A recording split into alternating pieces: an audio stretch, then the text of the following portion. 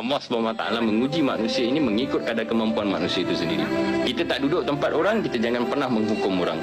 Sampai suatu masa, apa yang kita tuturkan, jika Allah Ta'ala balikkan pada diri kita, nescaya kita akan jadi lebih teruk daripada orang itu.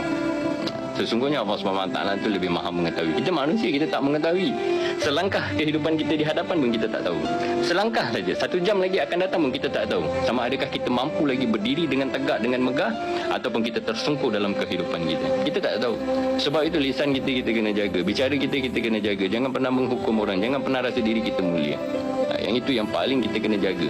Kita tak tahu kehidupan kita akan datang. Jangan cakap esok, lusa, setahun, 2 tahun. Kita tak tahu lagi, sejam je lagi ni. Kita tak tahu kehidupan kita bagaimana. Hari ini kita boleh berdiri dengan tegak, dengan megah, kita boleh berlari.